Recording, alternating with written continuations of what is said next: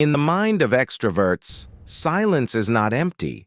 It's unfinished, not uncomfortable. Unfinished. Their thoughts don't arrive fully formed. They become clear only when they're spoken. For an extrovert, talking isn't about attention.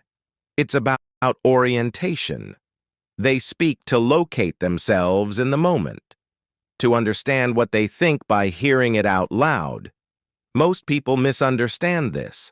They think extroverts are confident by default, socially fearless, emotionally simple. But confidence and stimulation are not the same thing. Extroverts don't speak because they feel secure. They speak because interaction creates security. Inside the extroverted mind, awareness is external. They read rooms the way others read books. Tone, micro-expressions, energy shifts. Their attention constantly moves outward and then rushes back inward to adjust. That's why many extroverts are surprisingly sensitive. They notice more than they let on. Interesting fact, extroverts are often more affected by social feedback than introverts, not less. A well-known psychological finding shows that extroverts have higher sensitivity to reward and social stimulation. Positive reactions energize them deeply, but negative reactions drain them just as strongly. That's why an extrovert can seem on in public and completely exhausted afterward. One short study worth mentioning. Research based on Eysenk's arousal theory found that extroverts typically have lower baseline cortical arousal than introverts.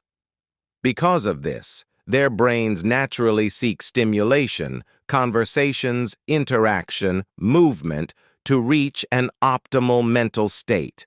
So talking isn't a personality flaw, it's neurological regulation. But here's the part people rarely talk about. When the stimulation stops, when the room goes quiet, when the extrovert is finally alone, that's when the noise starts, thoughts replay, moments loop, words are analyzed. Did I talk too much? Did I come off wrong? Why did I say that? The same outward awareness that helps them connect can turn inward and become self-criticism. Extroverts aren't shallow, they're exposed. Their inner world lives closer to the surface, more visible, more reactive. They don't hide depth, they express it in motion. The healthiest extroverts aren't the loudest ones. They're the ones who learn something difficult, how to pause without disappearing, how to stay present without filling every silence, how to realize that connection doesn't vanish just because words stop. So next time you meet someone who talks a lot, don't assume ego. Don't assume simplicity.